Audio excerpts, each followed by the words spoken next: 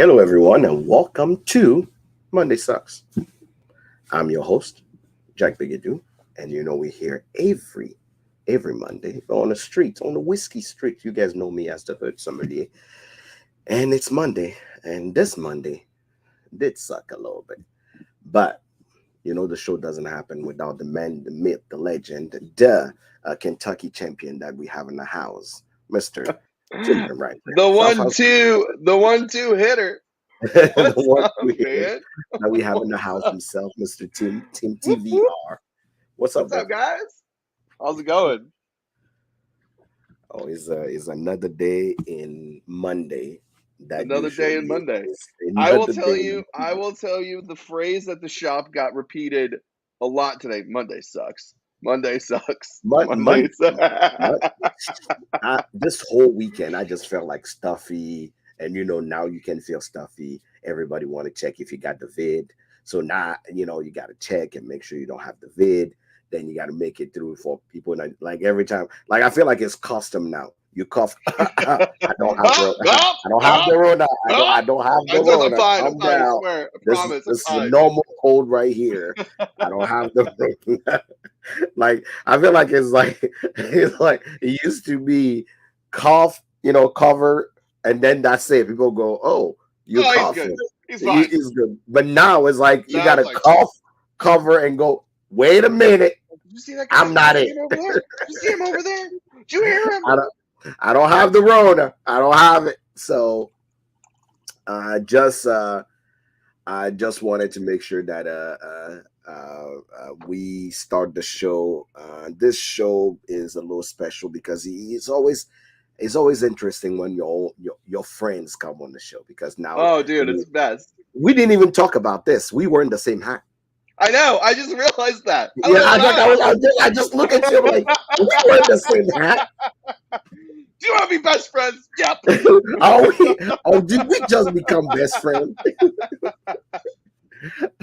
But when you have your friends that come on the show, it becomes special. You even start the show earlier for your friends because they're just that special.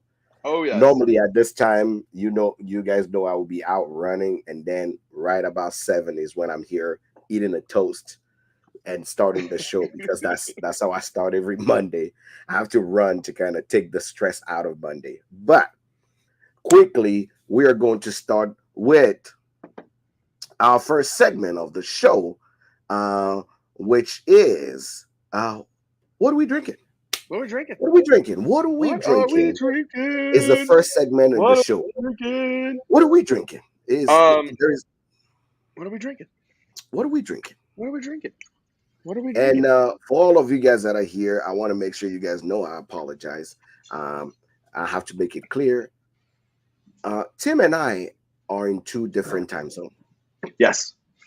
So for all of you guys that are here, my apologies because I know you are ready for 7 o'clock Central Standard Time, 7 Central Time, but it was 7 Eastern Time. Eastern time. Which is 6 o'clock my time. So I fucked that one up. So I apologize. It happens. I did not actually. That was Sub Tiff. Welcome to the show. Hey, how's it going? If you're here and if you're on Facebook, on the Facebook, make sure that I had to last week. You remember when we had all these problems on Facebook? I realized what happened. What happened? So what happened is that hold on. What happened on the Facebook is that we actually Facebook updated the pages. Okay. So now they give a new technology to pages where you can do more stuff, but most streaming platform don't have that capability yet. So when I was talking to you on my phone, I've updated my Facebook. So what happened at that time is my Facebook just went blump, like, hey, you can no longer do these things. And I was like, wait a minute, what do you mean I can no longer do this thing? Then I go, you can no longer do these things. So pretty much, yeah, it was like It was like pretty much I couldn't do anything that I wanted on my own Facebook with any streaming service at all. Man. So I literally had to go today and start reading and understanding or what exactly is it that you can or cannot do um if you actually are anywhere on Facebook. Like I'm telling you right now, it took me like an hour to figure this thing out. And I'm like, oh, weird. That means that you have to revert back to your old Facebook still, which you lose things that you posted from the new system of page. And then you're like, you know what? Screw it. I'm okay. I'm just so I went back and now we can stream again. So pretty much that's what's going on. Okay. So needless to say, we are on. If you're here and if you're on Facebook, make sure you like, share, and bring your friends in. Now our Facebook now is monetized. You can give stars. You can support the page. Nice. And if you're here on the YouTube, make sure you comment because we have a great show. But what are you drinking, brother? I don't know. What are we drinking? So I've been kind of going back and forth. Not upcoming news. No, that because I'm too excited. What are you drinking? What are you drinking? I opened this yesterday to celebrate. Okay. We can get more into that in here in a little bit, and why I was celebrating. The cork broke on me, which I was kind of bummed out about, but that's what happens with turkey. So I had to put a new cork in it. So I've been drinking through this guy. Okay. And then I've been feeling a little malty, so I've been drinking some of this guy. Okay. Yeah, so I've been kind of jumping between malt and American whiskey, and I think it's especially with this bottle of Wild Turkey because it's oaky and creamy and super sweet. You get all the great bourbon notes, and then boom, hit them real hard with the malt notes. It's nice transitions. What about you? What are you drinking? I've been waiting for a guest. I wasn't gonna drink till our guest gets here because I want to drink with our guest. Yeah. So what am I drinking today? Or what am I going to drink today? For now, I'm gonna be a Bardstown Bourbon Company boy, and that's what I will be drinking. Because I'm a Bardstown boy. Yeah, I'm a Bardstown boy. I'm a Bardstown boy.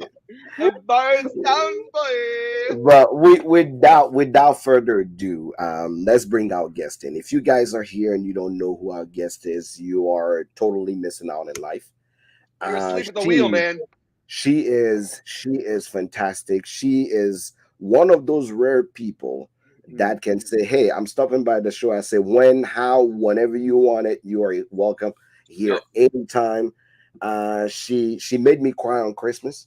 I'll have to make sure you guys know this. She made me emotional on Christmas because she was a good friend and she sent me a note on Christmas, and I was like, no, what? Help me, So I had to send her a message to say, hey, thank you for making me emotional, but that's what friends do, and she did. But Samantha Montgomery, she have the most American of all names.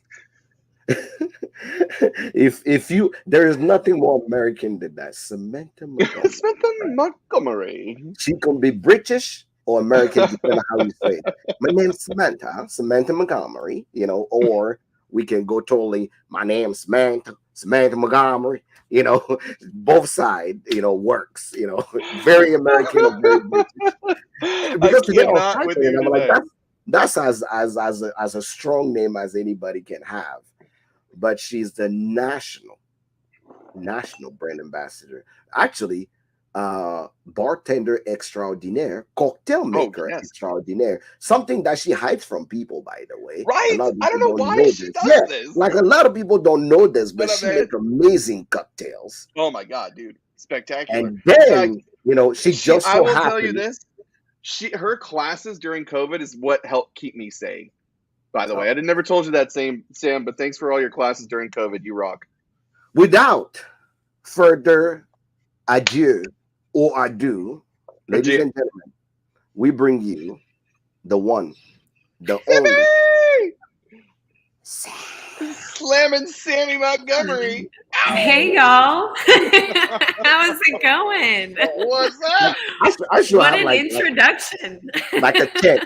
Sammy, Sammy. Sammy. Or have like a bunch of those minions and go "Adabadoo, Sammy, Sammy." All the group, all the groups. Yes, all of it. I love it. You guys are so great. I'm so happy to be back on the show. What's up, Sam? I think you're like our biggest repeat offender. Like, Yes, he is. I don't know if that's a good thing or a bad thing. oh I no, think it's the that's- best thing. It's the best thing. It's That's the a best good thing. Good. Awesome. So for all Well, the how's people it going? that don't know you, right? We know you. We know who you are, and we know exactly what you do. I can talk about you all day because you're just amazing. Tell the people who you are. Yeah, happy to. So I am Samantha Montgomery, as we've made very clear. I will say that if you put my middle name in there, it sounds really, really Southern. It's Samantha Ann Montgomery. Oh, Try to say that without a Southern accent, and I don't think you can. that sound Samantha Ann Montgomery. peach cobbler martini on the left, peach cobbler, blonde hair, and like a flowy dress with a little umbrella on the side. Samantha Yeah. Ann is here. That's literally what that sounds like. But anyways, so I'm the national brand ambassador for Bardstown Bourbon Company. I've been with the company for about 4.5 years.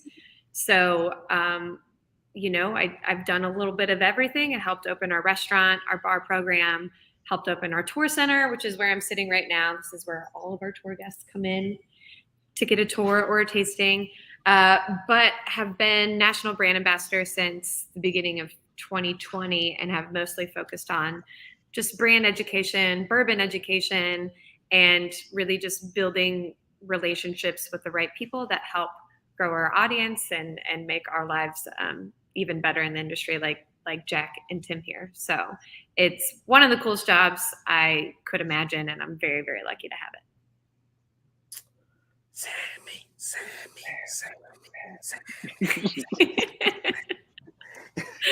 I love this. So, Bardstown Bourbon Company is doing so much. Mhm. I feel like in the last year, I heard so much about you guys. Like I can't read an article without your name being mentioned, either for product you're putting out, for the work you guys are doing out there, launching people, helping other brands actually come to life. Buying other brands. Yeah. Getting big money, spending big money. That's the elephant in the room. I'm sure a lot of people send you so many guys, so many questions. But without us, because we like to stir the pot at Monday Sucks, but because you're our friend, we're gonna keep it friendly. We, if you're an our friend, we actually gonna start firing pum right away. But because you're our friend, we're just gonna say, what's going on at Bardstown Bourbon Company? What you guys been doing the last 6 months? Why you guys trying to disturb the whole spirit industry? That's all we want to know. That's all the people want to know. Listen, and as your friend, I'll be really honest with you and tell you that, when a lot of these announcements first happened, I had all the same reactions that you just did. Like, as an employee, I'm like, hey, what are we doing? What's going on? Is this a good thing? Is this a bad thing? Is my job safe? What does this mean for the growth of the company? The dream that we've been working so hard on, is that going to change? Right. So I think all of those questions are really valid. And I'm really happy when people do ask any of us on the team, what exactly is going on, because it's better than trying to assume, right? Which I know you guys wouldn't do. But so, and I'll try to not make it a super long story, but the first big announcement was being acquisitioned by private equity firm. So the reason that happened is because we've always been privately owned. And Jack, I don't know if you ever had or Tim ever had the opportunity to meet Peter Lofton, our original founder, but I'm sure you've heard a lot of stories I met about him him. one time. Mm-hmm. Okay, so Peter Lofton was our original founder, entrepreneur, visioneer. He's the one that started the company, that had the vision for the company, and he was a larger than life guy. He wanted this company. He had plans for this company. Let's just say that he had a 5-year plan, a 10-year plan, a 20-year plan, right? And it's we've been doing everything we can to make that dream of his happen, because we were all hired, with the same passion for that dream. And he passed away very suddenly in 2019. It was very unexpected. He was the only majority shareholder for the company and the only, controlling power in the company. So in order to make that 5-year, that 10-year, that 20-year plan work, his plan was to continue to invest, to grow, and remain a independently managed company, right? It's a really hard thing to do. That's a large reason why we shake up the spirits industry already, is because people assume we're owned by some huge company, and we're not. And that was the only reason we were able to do so. So it was coming to a point where we were just between a rock and a hard place, right? Like we needed more money. We didn't have it because everything that he had in the company was left in his estate. And his estate was kind of split amongst his family. His family wasn't really, in love with the idea of that responsibility, right? So what typically happens in this situation, and it happens to a lot of brands have been bought recently in the past 3 or 4 years, even Jefferson's, Angel's Envy, Rabbit Hole, just to name a few, like maybe not Angel's Envy, but Jefferson's and Rabbit Hole for sure. Like those things happen. And because you get to a place where you almost have to. And we definitely were there. And I think our CEO, Mark Irwin, is just a very, he's a great leader. He really cares about the employees of the company. And he knew that selling to MGP or Pernod Ricard would have meant, laying off our entire team, more or less, and quite possibly terminating our product line at all. I mean, only 3 years into the market, not too late to just stop producing it and use our facility to produce more of their product for their brands, right? So he wanted to find a way that we could kind of protect the dream team, if you will, the dream and the team. And there was a private equity firm, Pritzker Private Capital, that wanted to invest, has never had any hand in spirits industry before. So he didn't have a team to go in and replace everyone, nor did he really want to. And Tony Pritzker came down and addressed the entire company in person and promised that he would not, micromanage, the way our brand is going, right? And I, just as much as anyone else, employer or not, have to just trust that he's going to hold his end of the bargain. And so far he has. So that is good news. And as an Illinois native, I know how that can seem very political with the governor over there being J.B. Pritzker. He is not affiliated, not on paper, and not from their word, right? So trying to keep politics away from what was a good move to protect our company. The brand hasn't changed, our product hasn't changed, and our team hasn't changed. So I think that's what's really important. And try to keep that short. I know it was kind of long. No, that was great. So any questions? I guess the main concern was obviously some of the things you've highlighted, which is for people that are used to the team, will the team change? Would the vision change? You see a lot of acquisition happen, like you mentioned, and in the spirit industry quite a bit. And a few things will change. Brands get eliminated. A few things get, everybody. There's never been a venture capital that is coming to say, "Oh, I'm here to fluff you guys." They're here to make money. So whatever decision that makes money is what people goes with. Some obviously can be terrible for the consumer, and some can be great. But the biggest fear when a venture capital walk into what I like to call a niche industry, that usually has a following. Most consumer get concerned. They go, "Oh, okay, is it really going to be exactly what they told me 2 years? Is it the same vision I'm busy?" So, um, I know you are a lover of spirit. Is clear from your handle. Therefore, your spirit.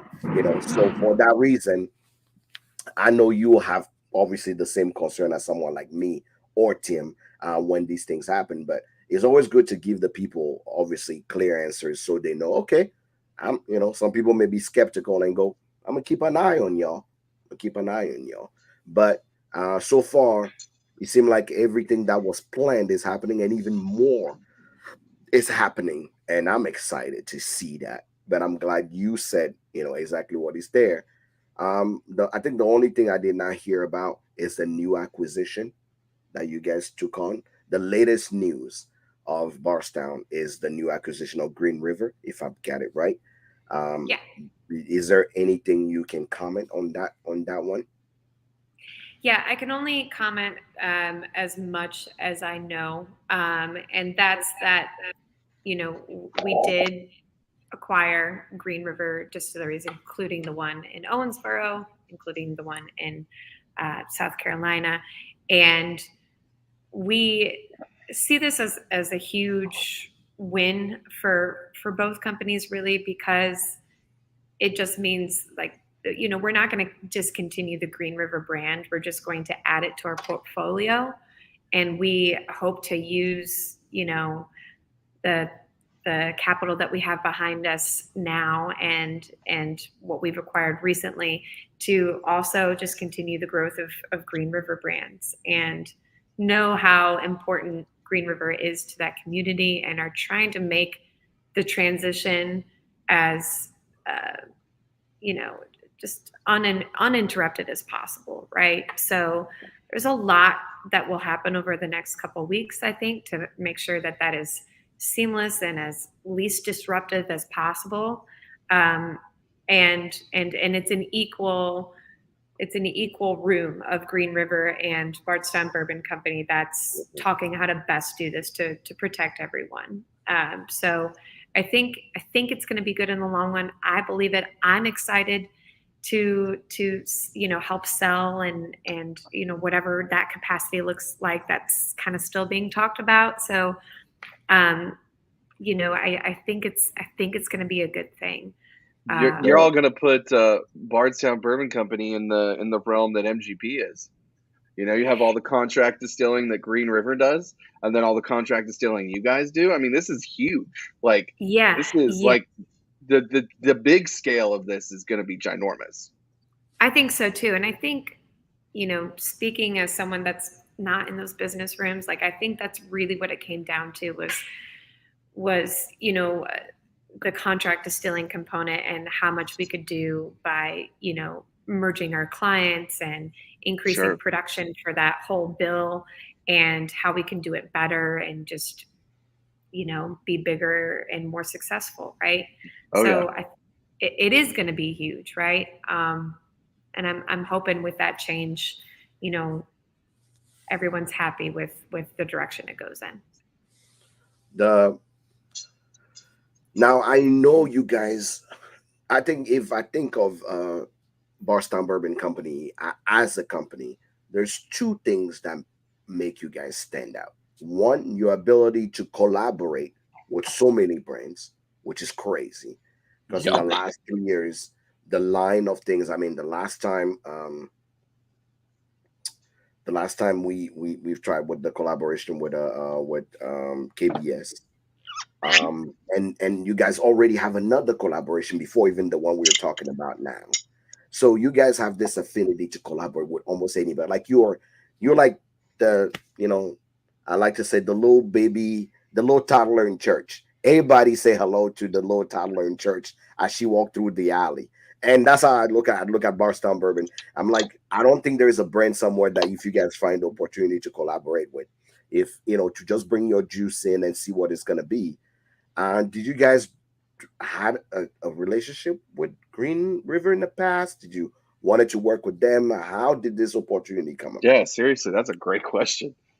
Not to my knowledge, we didn't have any sort of business relationship with them before.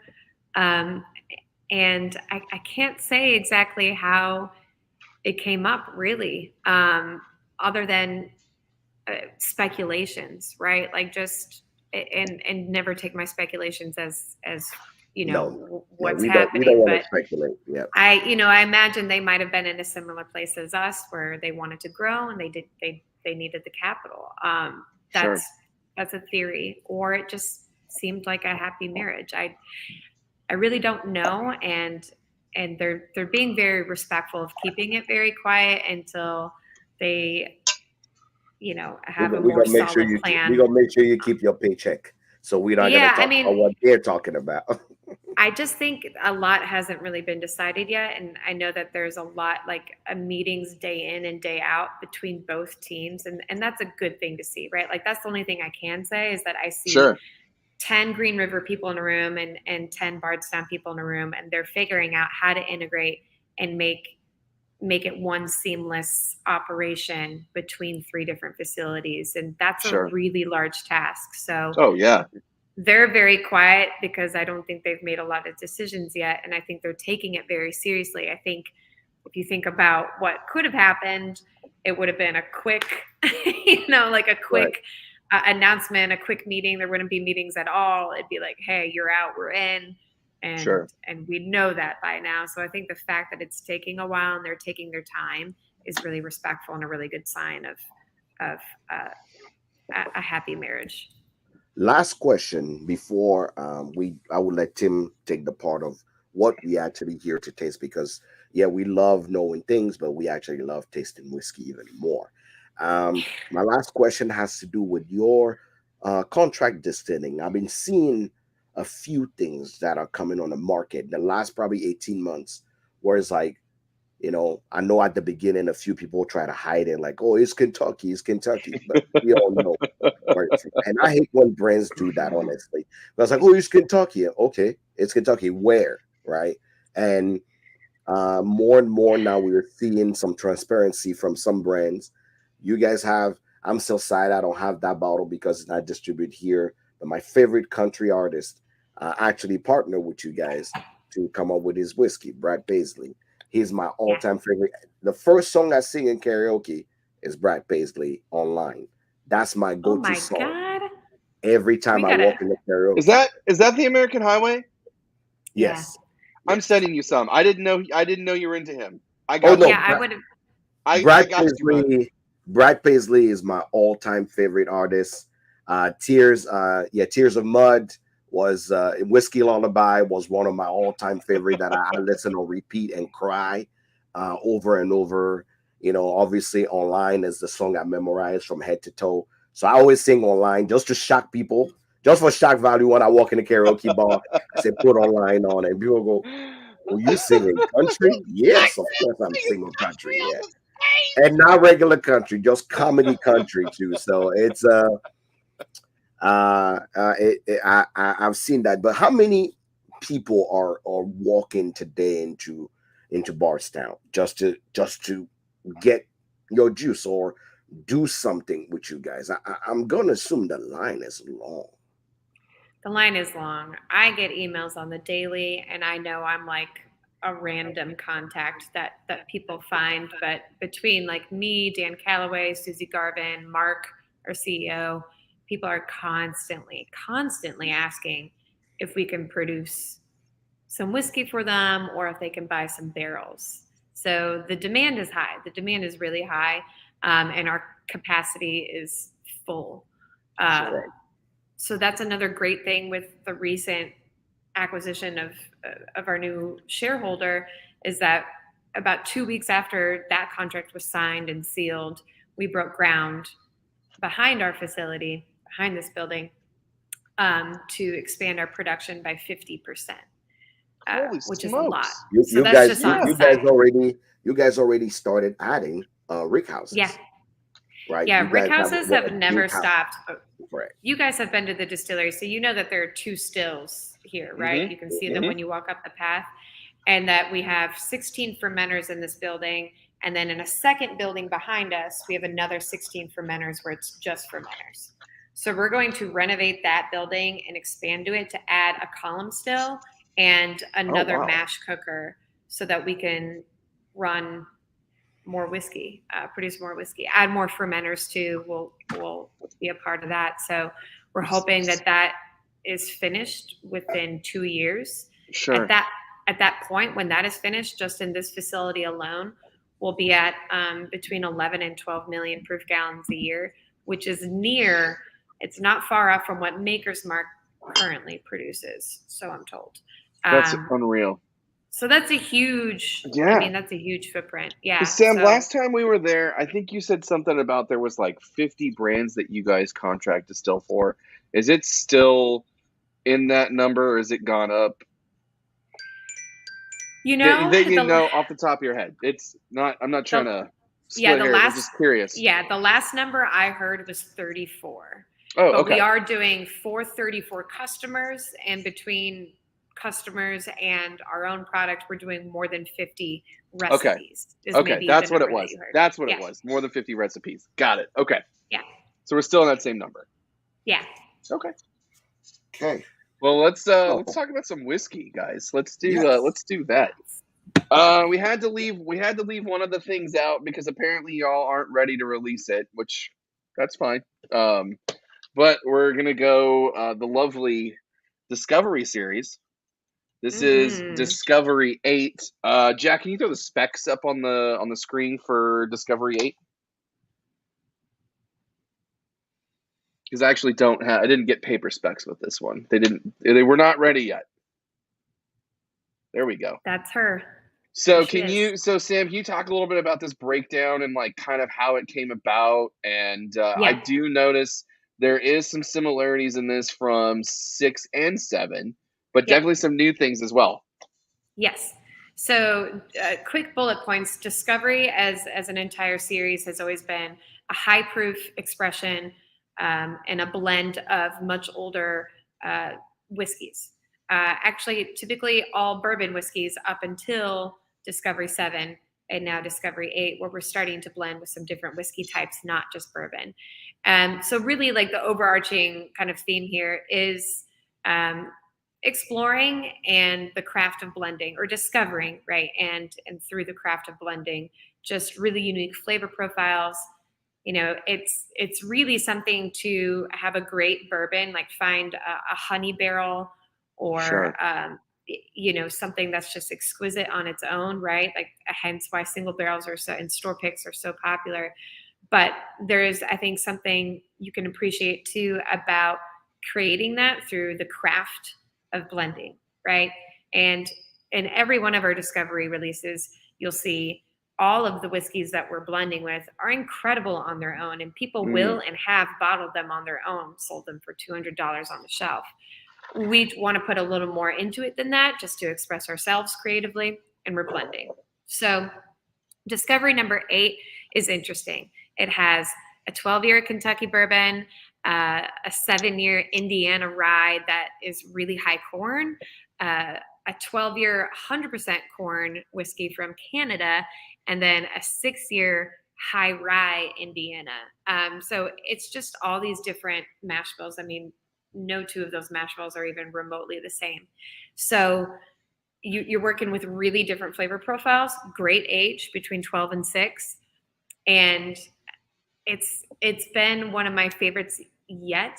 And I'm really excited for you guys to try it. It's 114 proof. Oh, on top of that, one of the coolest things we've done in Discovery yet is that after we took this as a blend and we found this amazing flavor profile, we decided to elevate it one more step by taking a stave finish between 5 different staves for roughly 3 weeks in the blend before bottling it, just to add some extra depth and natural oak flavor in different ways. So you guys tell me what you're getting on the nose as you're starting to introduce yourself to it, and if you have any questions. Or so Sam, last time we saw you, we drank Discovery 6 together, right? I think so. Yeah. Okay. Do you remember the proof off of that off the top of your head? Yes, Discovery 6 was 111.1. Okay, so Discovery 7 was that one 14.5? Yes. Okay, so we had 7 together last time. Okay. And Jack and I think we were both, if I remember correctly, we were both in agreement that 7 was our new favorite over Batch 4, because Batch 4 Discovery is still has a special place in my heart, but we tried 7 and I was like, crap, this is my new favorite. So you're saying this is your new favorite. I'm excited to get in and try this. You know, I was really surprised. I don't want to influence you guys, but I know I don't really have to. You're going to tell me what you get regardless. But I thought the nose was really interesting, and that when I tasted it, it was like nothing like the nose, and it really surprised me. I think that's one of my favorite things about a bourbon is that like kind of catches your attention type of roller coaster, Sure. right? So it's hard to say. Discovery 7 was my favorite. I haven't tried Discovery 7 and Discovery 8 next to each other yet, and I'm gonna do that blind to see what I really think, because I think they're. I think I'm gonna. We are. Do you still have some of your 7? I Tim? definitely still have some of my 7. Yeah. I do. I have my Yeah. I have my 7 right here. So Should we pour I some? wanna. Yeah, let's Yeah, do that actually. Yeah, we should pour some because Sam, I'm, there's that Ontario is in the 7 too, but there's more of it, right?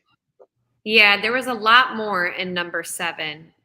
Or at least twice as much in number 7. I think it was about 24%. Okay. Which I thought was really cool that we use that. You still get it on the palate, but do you guys care if I go pour myself a Discovery 7? The bar's right in front of me. I can still hear you. I'll give you cool. No, go ahead.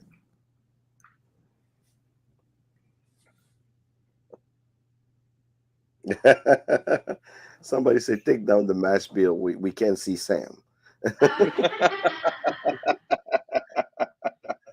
All right, but I'm taking down the mash bill so you can see Sam. Huh.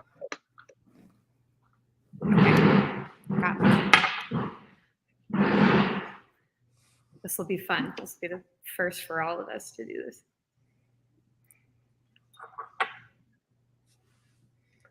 The 8 is more pungent on a dark. I get way more citrus fruit notes on 8 than I do on 7. 7 I get more like mild creamy notes with some spice. 8's way more fruit, like citrus fruit forward. So Sam and I have this weird thing, but Sam with color. Yeah, but if you taste color, this is 8 remind me of tomato bisque, and 7 remind me of what do you call it? Spaghetti sauce. Dude, that's dope. I dig that. There's a certain heaviness and creaminess that come into 8. Sure. That 7 come more into brightness and more of a like in your face type of tanginess that you get versus actually that tomato that is have that creaminess, those dark heavier note. And man, this come from someone who actually is getting over a cold, and I can tell you 8 is oh god, 7's so good. Those stave did something. Totally. I didn't even realize how much it influenced the nose until I smelled them side by side. But like it literally puts the 7 nose to shame right away. Like it's a clear difference between those two.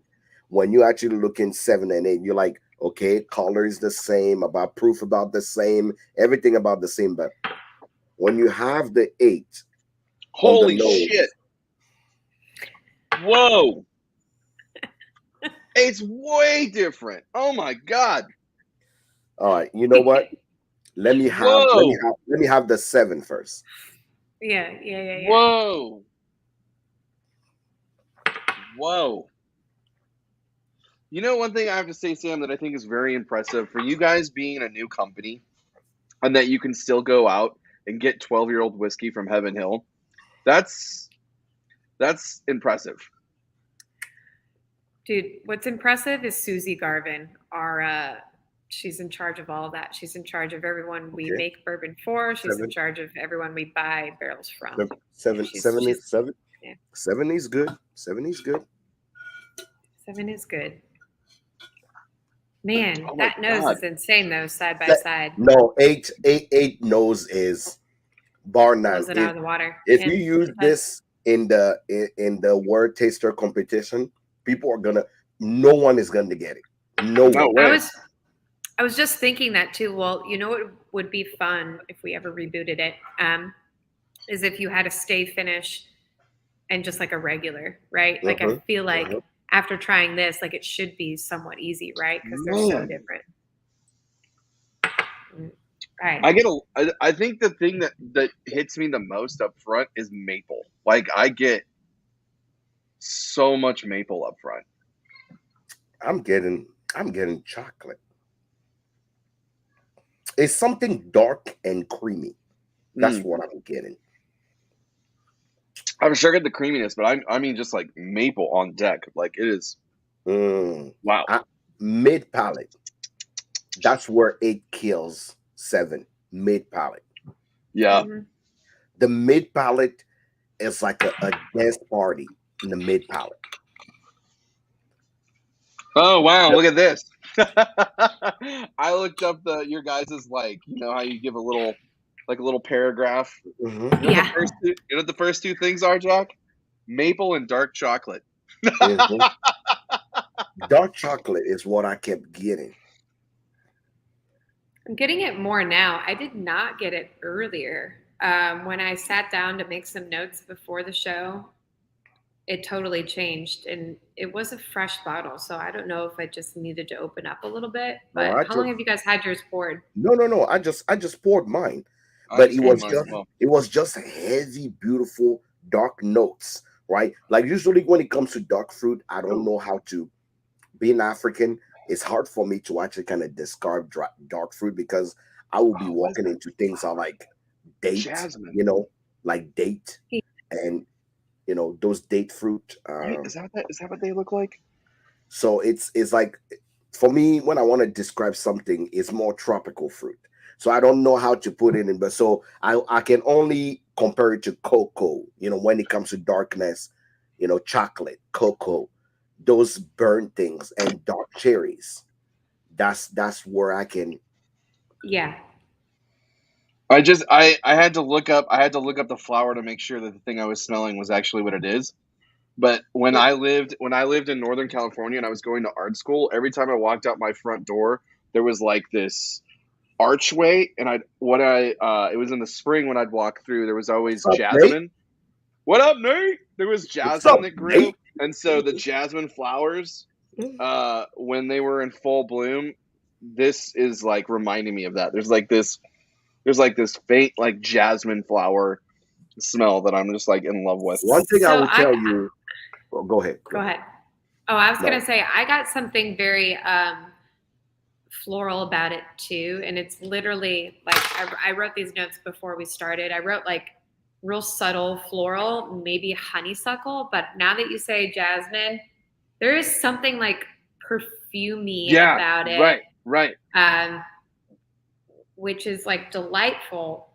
But you definitely get the rich tones first. It's just kind of like an undertone of something like I would almost say like feminine. Honeysuckle would fit though too. It's like honeysuckle totally fits, but like I just have that memory of always walking through the jasmine archway when I would leave my house. If I had an adjective to give this pour, you'll be enchanted. Yeah. Hell yes, dude. Ooh. Let's go. Absolutely.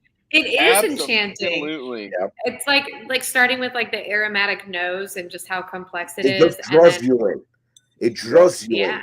It reminds me of Siren. I watch a lot of like mythical and animes. So for me, it remind me of like if you guys ever watch Harry Potter, there is the spell that all the all the elf or all the I always forget the type of the bankers, all the bankers. Who are those Oh, the bankers? goblins. The goblins. The Yeah. goblins, when they smell that spell, they just all calm down. That Yeah. literally is what it takes me to. It's like somebody just Dude. enchanted me and just Oh, that rules. just went in and I smelled this thing and he put me at ease right away. Like lay back and enjoy this. Hmm. That's it's funny that you bring that up because that's how jasmine makes me feel. Jasmine has this very like calming, soothing smell. Like when you smell it, you're just like, oh yeah. Anytime I smell jasmine now. Have you guys Somebody ever said, watched Harry Potter? if you guys ever watch Harry Potter, who do you think we all? Of course, we all seen Harry Potter.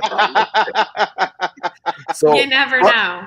fun fact about Harry Potter, because I have to always be careful when I put Harry Potter out there because some people just never seen it and don't like it. And that fun fact about Harry Potter, since my daughter, she's 15 now, since my daughter being 7 years old, there's never been a weekend where we did not watch one of the Harry Potters. Oh, That's dude, so that rules. sweet. I love But that. every Christmas and New Year's, no matter what happened, we will run the whole marathon all over again. And mind you, now we are having a whole debate. And the more the older she get, is even worse. She now like we'll go in and start conspiracy theories and how this is related to this, that related to this. But last year, what we did is we actually started with the Fantastic Beast and ran into Harry Potter. So now Yeah. we go from Wow. the Sorcerer's Stone in the Fantastic Big, referring back to, hey, that's the guy that created the Sorcerer's Stone. So this the reason, like we are literally having Yeah. a full on 3 hours debate about this thing. And at a certain point, I have to look at it and say, honey, okay, let's shut up, let's just shut up. We just need to pay attention to this. So yeah. That's so sweet. I love that you have that bond with your daughter because I have that bond with my mom over Harry Potter, and she just turned 60 this year, so we got Harry Potter tattoos right here. Oh, that rules. Yeah, but it's All right. such a sweet thing. It's also a I'm perfect Christmas time movie. gonna pull some of this Discovery 4 and try this really quick because that 8, man. But something is happening to this at the back end. It reminds me of it is not bitter, but is a little sour. Almost like Interesting. almost like lychee. Something is happening right Ooh, in the dude, finish. you're going tropical. You're going some of my You know what I'm favorite saying? Yeah. tropical now. Like something almost like if you have it, just hold it in your mouth for a little bit, right? And let your tongue absorb it as it goes down. Something a little bit, not even bitter. It's more like bitter, sour-ish. And you get that hit right there. And right at that moment, it just stays there. It stays there. Comparatively to 7, that on the finish give you those peppery notes, give you more of those white peppercorn and a little bit of citrus and just a little bit of zing. This doesn't give you a zing, it gives you a What's tingle. the what's the peppercorn that has that numbing effect? Szechuan. Szechuan. Yeah. That it tingles. Like after Yes. having it tingles Yes. the back of my tongue. It literally tingles. And I'm sitting there, I'm like, what is that tingle? Why is it that is that right there at the end of my tongue? There's that tingle. It's almost that the reason I'm calling it chanting is that tingle makes you want to have more. So let me have another one. So I will say this. Just tried this side by side with 4. 8's my new favorite. Yeah. Y'all That's did it great. again. 7 was my favorite before that. You know what's funny is there was this thing that happened all the way up until 4. I had one, had Disco 1, was in love with it. Disco 2 came out, I was in love with it. And then I think it was Bourbon Classic 2019 where I got to try either 2 and 3 together or 1 and 2 together. And I was like, how do these just keep getting better? And then Disco 4 came out, and I was like, that's it. This is the best thing that they've ever Yeah. done. It can't get better than this. I And would, for me, I would tell you, I was so mad because the way you felt is how I felt till something went wrong between 5 and 6, and I'm like, somebody exactly. got in a fight with their best friend, or somebody was not in a good mood when this shit went down. Because Same. I will tell you right now, if we were studying those right now, we have a new segment on this show called "You Done Fucked Up." You done That fucked up. is where that 5 and 6 will have been into. But I'm You done telling you fucked right up. now, what happened on 8, those staves that y'all just brought in that, I think it's a I'm game telling you right changer. now, something magical just happened in that whiskey. Now I'm afraid if you guys let that stave sitting for about 8 months or 6 months, or increase what do you call it, that last part of that oh no, like I'm already looking forward to 9, because I know for sure that's going to be an upper echelon of exactly what 8 You know is. the other thing that makes you want to keep drinking more, Jack, because I'm noticing this now, like coming off of 4 and coming back into 8. Is it the It's dryness? it's the dryness, but it's The also dryness, like super. one. It's also super creamy. It's such a Yeah. weird combination because it dries out your palate, and then you're like, oh wait, Let me have another I one. need a little more of that. Yeah, Now I'm very mad that we didn't get a bottle. We just got same, sample. same. You're gonna have to take it up with the Daily Dram. No, I'm about to send a message to the Daily Dram because I feel like we are the redheaded stepchild of the family. Because I'm like, when the plantation came, I'm like, okay, everybody's getting this box with a tiki, a glass, and all these things. I'm like, uh, Tim is a We did. bartender. Why We didn't didn't you get get that. a tiki glass and that? I'm like, Brandon. And then I'm having the 8 right now. And I'm like, oh, so Brandon, I'm not cool enough. That's literally the message he's gonna show you. Ask him, I say, Jackson will send you a message. Brandon, I'm not cool enough. You don't think I'm cool enough? Okay. I thought we were friends. Well, Listen, you know, I'm gonna send you guys a tiki glass, and then I'm also gonna send you a tiki cocktail batched. I was looking forward to that tiki glass. I'm like, I even have an idea of a reel already in my head. I was like, okay, everybody's getting this shit, and I see everybody's opening it. When I get mine, I'm gonna do this with it. Yeah, like I'm literally gonna. I was like, I had this whole thing in my head because anybody remember that scene in Moana where all the kids are learn how to hula, and then one of the kid come in and he start doing his, and he's showing off, like that's totally what I had in mind with the tiki thing. I'm like, I'm just gonna come in and show the scene and just go boom boom boom boom boom boom, and then have I didn't get it, and I'm like, you know what, forget it. I remember Jack texted me. He goes, "Where's the rest of it?" And I was like, "There's that." Yeah, I literally asked him, like, why are you sending me this thing? Where's the rest? I'm gonna send you guys. I'm so I'm sorry. gonna send you guys a tiki. And I'm I'm gonna send like, you guys a tiki glass. you know what? That you shouldn't have. That shouldn't be your responsibility. You're just here to love us. That's I know, Brendan. but We are literally gonna find him. We're gonna find him. You know what? When I come to Kentucky, we come I to know where he Bardstown. lives. taking off I digits. know where he lives. I literally can walk up to his door and go. You tell him Yep. I said his friendship card is on layaway right now. I'll let him know. Well, as we can sit I'll throw here some and, spitballs at him. as we can sit here and completely destroy this batch 8 and feel real good, let's get into the other reason why we're here. And the other reason why I would say a lot of people stopped by, because we have had tons and tons of questions about this collaboration. First of all, before we get in it, I have to say that I support your guys' decision to not put the plantation name on the bottle. I'm sure that was on purpose, right? Yep. Okay. And it's just the collaborative series, so go you guys. I think that's freaking awesome. But Jack, you have the specs on this one too? You gonna throw them up there? The newest collaboration from y'all finished in plantation rum barrels, Tennessee whiskey at that.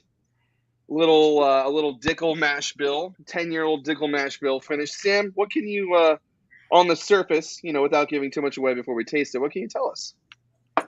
Yeah, so I gotta say, I was really anticipating this one because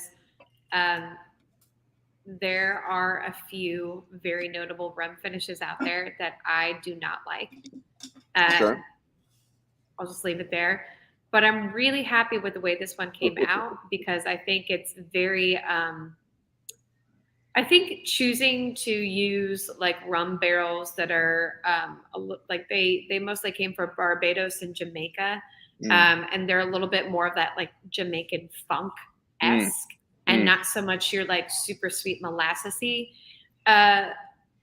barrels. I think that the flavors really kind of molded really well together. Like they're very seamless. And, one of the reasons we left it in for 22 months was because we just felt like it could keep going. Like just the KBS finish that I think we tried together, we stopped at 15 months because it was getting too over infused with that stout flavor. Like this was just continued to get better and better. So I don't know. Like, what questions do you guys have? I know you guys are pretty familiar with the process that we have. We keep the barrels wet. Yeah. Oh my god! It's been one of my favorites of the year. I swear, Tim is like that kid that cannot wait to open his Christmas. Dude, I can't. Dude, okay. You know what's funny? You bring that up. You know what I did every Christmas Eve? I slept under the fucking Christmas tree. That's hilarious. So I can be the first one. Cannot wait to open his Christmas. I can't, man. I can't. It's adorable. Sam, just in case you're wondering, this is how the Daily Drum insulted me. He sent me a written paper. Okay, so to be fair, it came in this bottle. It came in this bottle, Jack. I split it and put it into that. I will not listen to anything you say. Brendan is on their way. I'm just gonna start my own list, and it's just gonna be Jack and Tim. Yeah, because we love everything. I will say this, Sam. Bardstown Bourbon Company has this special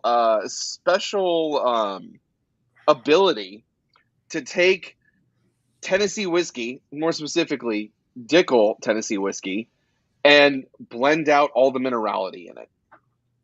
All that mineral that turns people off, that people are like, oh, I don't like it because it tastes like vitamins. Flintstone. You all have a special ability to make that take a back seat or completely disappear. And there's something how you guys store. It's I don't know. It could be so many things, but there's this beautiful faint mineral note that mixed so well with the funky Jamaican note. And like you said, it's almost seamless. It's like, okay, oh. It's like, it's just like a little, oh. Like it's also, so I found that personally, and I think everything we've made is good. I just have personal favorites. Of course. I think everything that's like brandy based that we've done is really good. The Armagnac, the cognac, the American brandy, the apple brandy. So these plantation barrels, a lot of them were like the rum was aged in cognac barrels first. And at that point, like maybe you're not getting a ton of cognac because it's been used, but I don't know. There's something to say like this has been one of my top favorites, like along with all the brandy finishes that we've done. And it's rum that was finished in brandy, and then we took and finished. I'll be the first person to say this, okay? Because the Chateau Labaud sat on shelves, and then people found out how great it was, and then it disappeared. And people are like, "I can't believe I let that sit on shelves." Guys, don't sleep on this. This is still sitting on shelves. This might be the second best collaborative you guys have done. My favorite is still the Chateau. I love that thing. Like, look, this Chateau is what I have left, and Chateau Legault is the I've only been bottle I I've been will holding on steal to from You'll someone's house. steal it. I will steal it. I will 100%. for Hand to sure, God, like hand to God, without Walk any yours. shame. I know. So- I got one bottle. I've gotten one bottle of almost everything since we've started, and Sure. but I don't save a lot. Like I open them and drink them, and Right. I drink the Chateau de la Baude like so quick, too quick. I was sore about it. Cha- We are gonna Chateau- we're gonna release our second round of it near December. So We'll see. I'll make sure We'll you see guys how it get goes. a sample okay. of that. We'll see how it goes. But this is yeah. I mean, It's It's like I am- creamy and tropical it's and creamy, perfectly put. Like I get a spicy. lot Yeah. of star fruit and a lot of dragon fruit as far as tropical notes go, and then a little bit of pineapple comes in, and then you get this really nice orange zest thing, and then there's this really cool creamy note happening, and then you get a little bit of caramel. It's like this is so freaking delicious. Like this is, I love this. Can that be Debbie?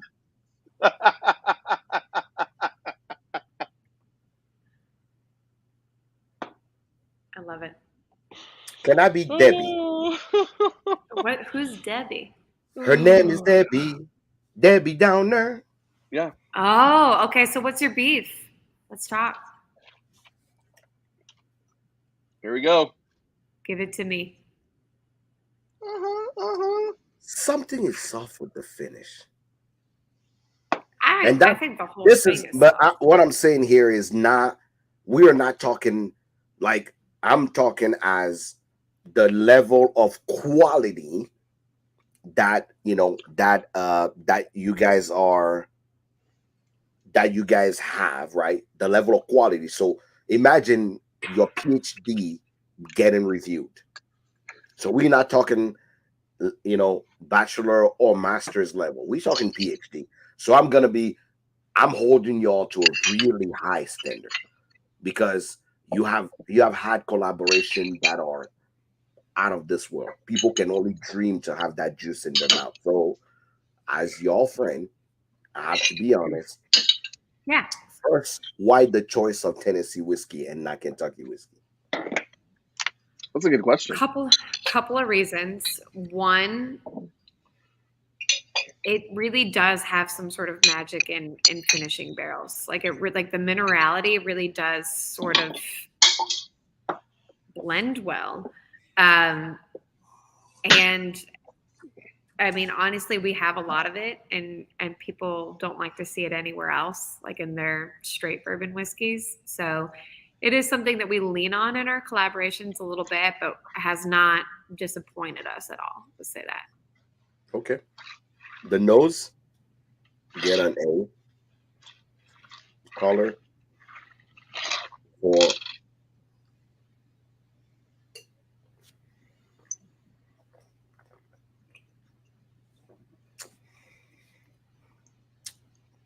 what I'm getting, and this is again my personal opinion, is the front notes are beautiful, fruity, sweet, coming in perfectly.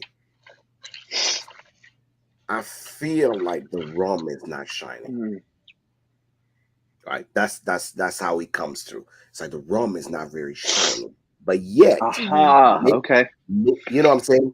So when I'm getting, what I guess my expectation as I was walking in was like, oh, this rum is gonna punch me in there. Like the nose is like a beautiful blend of. It's like a truce between Tennessee and those Jamaican blend. There's a perfect truce there. They actually say, you know what? You come a little bit with your funk, I'm gonna come a little bit with my funk. So it's very balanced on the nose. I really like that. Those sweet notes from that barrel are coming perfectly in. Yeah. But I don't know why. Is by the mid palate into the finish, I'm like, oh, I'm getting a lot of Tennessee and less of the Jamaican blend. So that's all See, when you were talking like that's a fair argument. Okay, so I can kind of contest to that, to where like you're like, okay, cool. I'm a big fan of Tennessee whiskey. I'm coming in. I want those big minerality notes. I want those heavy caramel notes, right? Or I'm a big fan of plantation rum. I like their Jamaican. I want to come through. I want to get those funky Jamaican notes, but they're very across the board. It's like I said it like this. I described it like this. It's like it's just like it kind of bounces up and down. You get subtleties of all those things, and it's kind of seamless. Like but it doesn't lean one way or the other. But I it's get very what you're balanced. saying. It's very balanced. Yes, I get what you're So it's saying. very Where you balanced. go in, you're expecting to get heavy Jamaican rum or heavy Tennessee whiskey. Those I totally understand where you're coming from.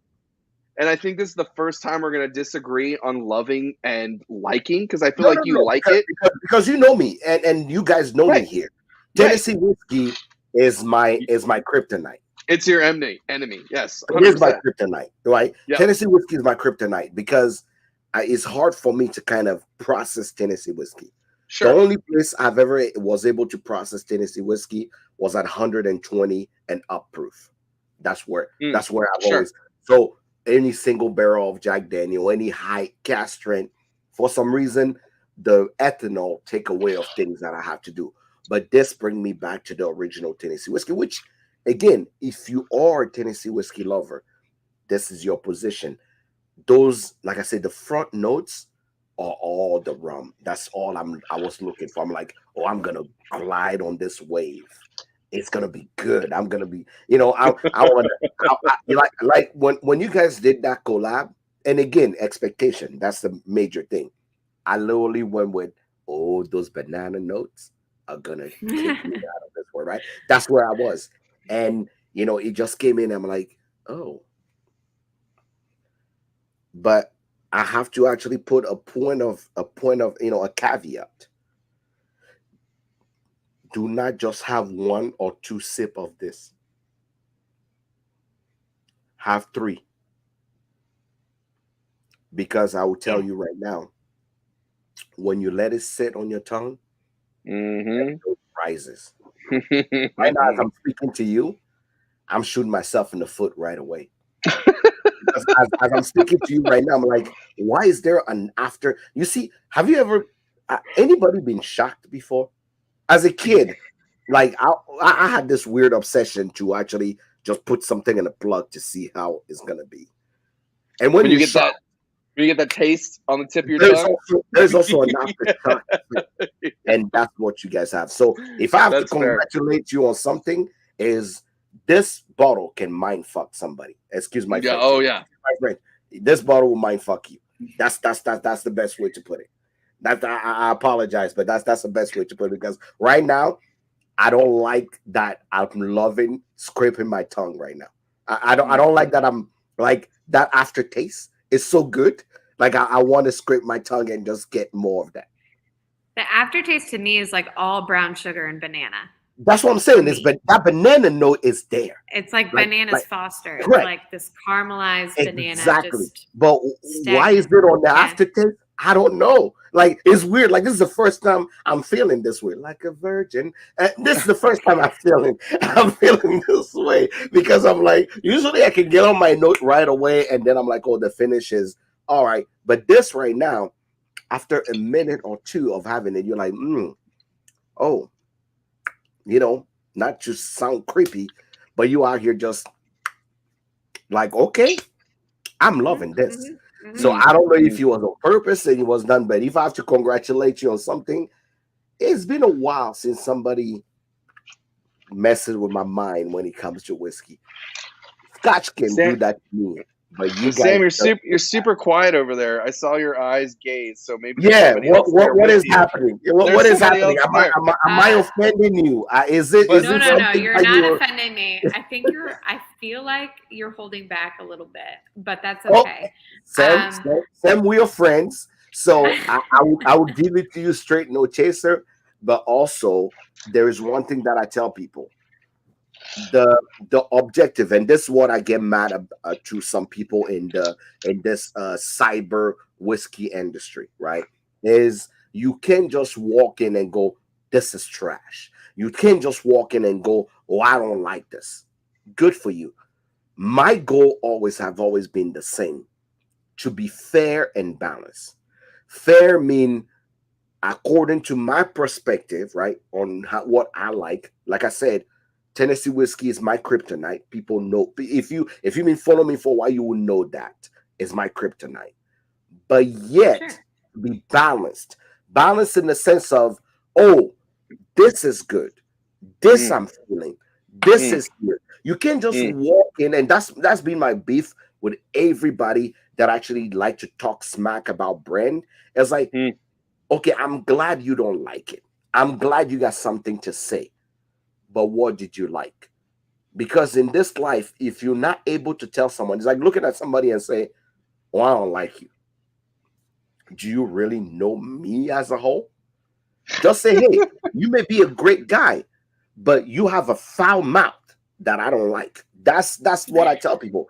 Be fair and balanced, right? I tell people all the time, hood sommelier, I may not be your cup of tea, but you know for sure I'm gonna give it to you straight, no chaser. So that's what I'm coming to. It's like Tennessee whiskey, why the choice? I ask, so I understand. 2, barrel, what are my expectation? 3, how am I feeling? So the aftertaste and the beginning of this pour got me, but the middle flat, nothing is happening. The taste note that I was expecting, the boom bang bing that you get in the middle of your palate, where you go, oh, what the hell is this? It's not happening. So that's where I was like, you know what? I have to be Debbie Downer to say, this is good, but here, if I was in that room while you guys were making that pick, I'll be like, I think we're missing something. Okay, let me ask you this question. Do you eat a lot of tropical fruit? Me? Yeah. Oh yeah. Okay. Oh yeah. So because so do I. So I just came back from Africa. I'm talking. Okay, but I'm saying like Buddhist hand, dragon fruit. That's your definition of tropical, and my definition of tropical may be completely different. Okay, cool. Let's get into that then. So, what's your definition of tropical then? My definition of tropical is everything that is, for me, on the line of the equator. Yeah. Examples will be but mango is tropical because it grows only, is majorly consumed right on the line of the equator. So that's why you go to Hawaii, mango is everywhere. Papaya. Okay. Right. You walk. We are talking about what do you call it? What's the fruit that everybody hate? Is the durian fruit? Durian fruit. Sure. That grew up in Togo. We have durian. So would you not consider star fruit and dragon fruit to be tropical fruits? We have what they call katakote. So it's like this fruit that is star fruit. Yes, star fruit is where I grew up. But I never seen dragon fruit till I came to America. Okay, cool. That's fair. So papaya, a pineapple. Obviously, pineapple is what I grew up around. Sure. Cuties. We call it mandarin. You guys call it cuties. Okay. Sure. What do you call it? Obviously coconut. That's everywhere where I grew up. What am I gonna get into? Guayava. Guayava is something. You get. So when I'm talking about the fruit I grew up with, is things like that. That's is you can make a. I should probably send you guys some. I have something here called cocktail de fruit, which is a fruit cocktail, and they take all the major fruit in West Africa and they make one cocktail with it in a can. So when you drink it, you actually have all these layers of. Yeah, Tim knows that I always have. That sounds delicious. Dude, Jack, okay, so I've always been super exploratory with the things that I eat and drink, but since I've met Jack, he has completely fucked my life up. with things that I like and enjoy, and I can't get them unless he's here, and I hate him for it. But it's also super cool at the same time. So screw you, man. No, it's one of those things where when we say Jamaican barrel, I mean, we've had full disclosure, we've had rolling forks here where they age they have their rum in 100% Jamaican barrels, and if you taste that, I like is like it remind me of an aggressive dance. It's I funky. will put this out there, okay? I don't know what's in the works for you guys, but I would love to see a collaboration with Rolling Fork and Bardstown Bourbon Company. Okay. Because It's those guys it's all those the guys banana notes. those guys are maniacs when it comes to finding barrels and aging stuff in barrels and finishing barrels and whatever. And you guys always find the coolest casks. You need to get in touch, okay? Rolling Fork, they're locals here. Their stuff ages in Sparta. Like, make the call, make it happen. It would be. I wrote it down. I said Rolling Fork collaboration TVR. Yes, I love you. I will Write tell you everything right down. now. I don't. I know. Like I said, I don't. I do not believe. I truly 100% do not believe in fluffing somebody, right? Especially because the last thing I want, and I'm sure Sam yourself, the last thing you want is us saying something is so great, it's so great, and then we become like other channels where like, did Bardstown pay you to say this? Because I've tried this shit and it's not close to it. Because the one thing I know for sure about our channel is that every time we've said something is great, I don't care the number of viewers, I don't care what we have. Every time we've recommended something and we've tried and we're like, oh, this is great, I've always heard everybody say, all I get as messages like, thank you so much for telling us about this because I've tried it and it's amazing. And we pride ourselves on that. And there's I will say the big thing here that you need to play off of, okay? I love Tennessee whiskey. And I love Tennessee whiskey when you get over that 10-year mark and you hit that 11, 12, 13-year-old mark. That minerality comes down and those heavy caramel notes come up. I love that, okay? Jack doesn't like Tennessee whiskey, and that's fine, but I think that's where we kind of don't. I think that's where this is kind of a miss on us. I love this. I love this collaboration. Like I said, this is going to be my second favorite with collaborations, the Chateau being my first. And I will further say if you dislike or dare I say hate Tennessee whiskey, this might not be the collab for you. But if you are on the fence about Tennessee whiskey, like Tennessee whiskey and or love Tennessee whiskey, this thing is going to be right up your alley, and it is so complex and there's so much going on. That's kind of like my closing argument. Thanks. Thanks, yeah, absolutely. Fair and balanced. That's Monday. I love it. I don't like people that just bullshit, and I'm all about being polite and nice, but tell me how you really feel, I think I will say this. I think there's a fine line to walk to be able to say what you really feel, but still be polite about it. Oh, right? You know who's really good at that? Bartenders. Yeah. Bartenders are really good at that. They're like, let me tell you that you're being an asshole, but my big thing is I never want to crap on something that somebody loves. Just because I don't like it doesn't mean it's not good. I can tell you the things about it I like or the things about it I don't like, or why I like it or I don't like it. The big thing that I always get asked is people go, what do you think about Makers? I will tell you this, I don't like Makers. It's not my whiskey. It's not for me. Which in Kentucky is sacrilegious. Exactly. It's not for me. but I always come forward with, okay, I don't like this brand, but here's all the cool things about it. Just be Yeah. real, man. Just be real. Just be real. In this life, you have to be like a, this is my wisdom from Monday Sucks. In this, in the, when I was a kid, um, our parents used to scare us. They'd be like, wash your hands, right? Like when you're done Mm. eating, you don't wash your hand, and like, "Oh, wash your hands," and we'd be like, "Oh, why?"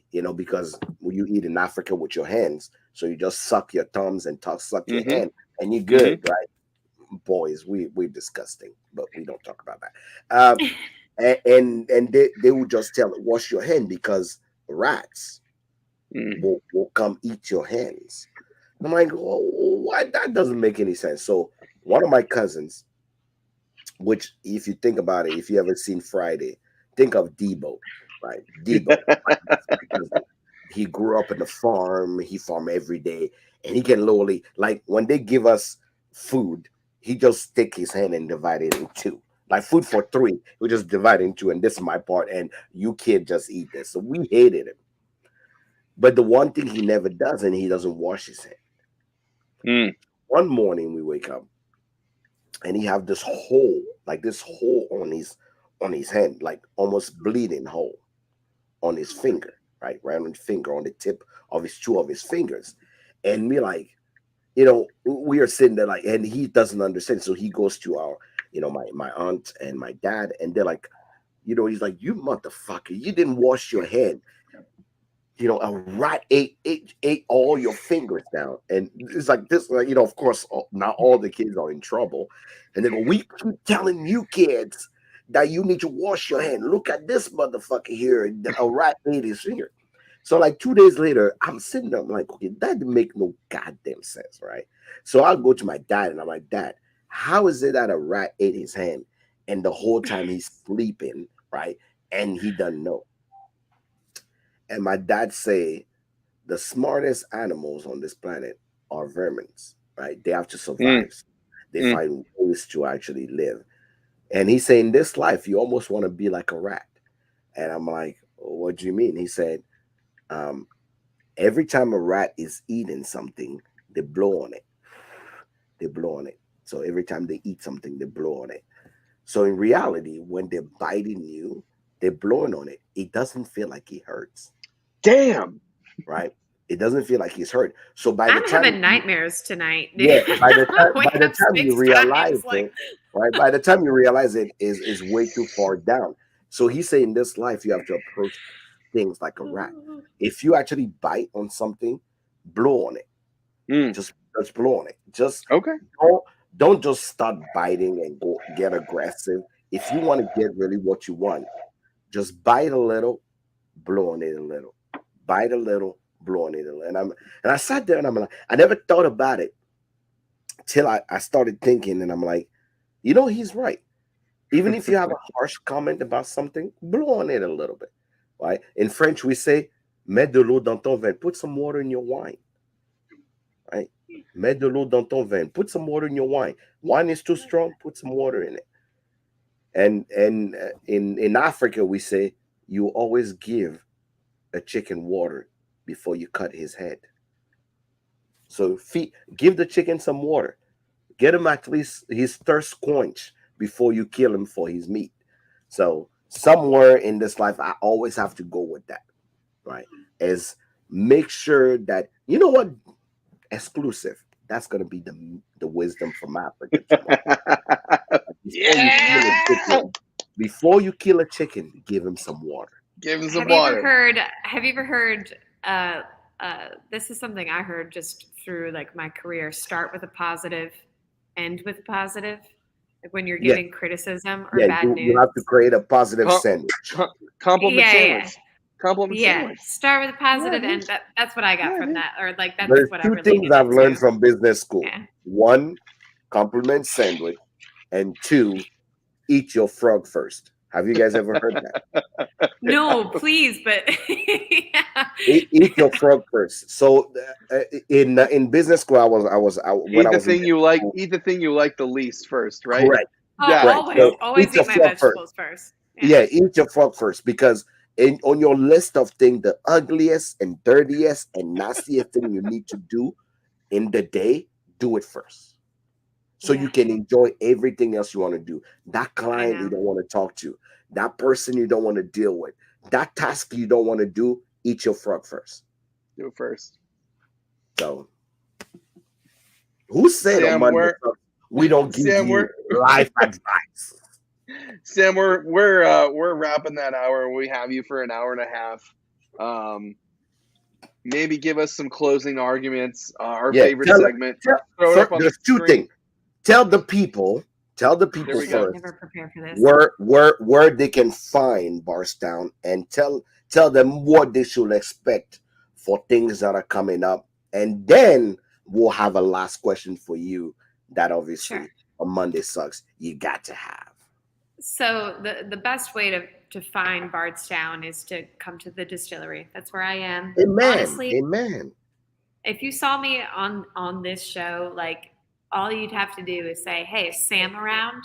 And if I'm around, and I'm probably like this, uh, I will buy you an old fashioned. Like I'll look like a maniac, but I will be like, "What? You saw me on Monday suck? Let's have an old fashioned." So come here Sam, first. we have to keep this a tradition because I will be drinking this all the way till December because when December Till we comes, get more. Till we I'm get hoping more. I'm hoping that I'll Sam send you send more me a new before one then. because I literally drink this when you send it to me in December. I've been drinking it slowly till I get to December again, and then I'm hoping to actually. That's at this point, people think I work for Bardstown. I have so many of your That's so stuff on sweet. I'm gonna give you a much bigger one then, so you can enjoy all of them. now. But yeah, Come yeah. to the What's the second distillery. question? Yeah, come to the Yeah. distillery. What else? Well, how else can they get Bardstown? So you can go to bardstownbourbon.com. The first page that pops up is going to say buy now or products. And if you hit buy now, you can either enter your zip code to see all of your retail stores that carry our product, or it'll take you to some e-commerce options, some online stores that may deliver to your state. So that's another very convenient option. What All did that right. comment just say? Was that something? The Did that say? comments say yeah. The one said a month ago I went to Bardstown and asked if you were there, Sam, and you I'm so weren't. sorry. But I still got a private tour and the library. It was awesome. Yeah, full Yeah. disclosure. So next, And I should be around Friday, but not Saturday. Saturday I'll be he in said next Nashville. Friday and Saturday. You know he'll be in the I never come to town without saying hello. Every time I'm in town, I would drive down and come say hello. Usually I end up, seeing Danny or seeing somebody, but I just like to stop by and say hello because I'll be honest, I have a special place for Bardstown, and this is because of Bardstown's. that's Sorry. because of you, Sam. I will tell you right now, Bardstown as a city, I don't like. As a black man, I don't like coming to Bardstown That's fair. because That's fair. it's not the most pleasantly receiving people of black people. I say this all the time. The other Sam that is in charge of Bardstown tourism need to do a better job at it. I said that, but there's two reasons why I always come to Bardstown. You, Danny, and Brendan, Oh, and that's so sweet. Jeff from Heaven Hill. I always That's come so town. great. I'm like, you know what? Let me drive down. Let me see y'all real quick. And usually I'll send a message to Danny. I say, Danny, is everybody there or who's there? Then he's like, I'm here. Or Brendan is here. Just come down. I just like I'm trying to convince Brendan to let me do a dinner at Bardstown just because I just want to bring all my friends for Yep. them to discover and enjoy what you guys have built there at Bardstown. It's a magical place. It's a magical place. And you guys truly treat people like IHOP. Here, your family. That's truly what happens.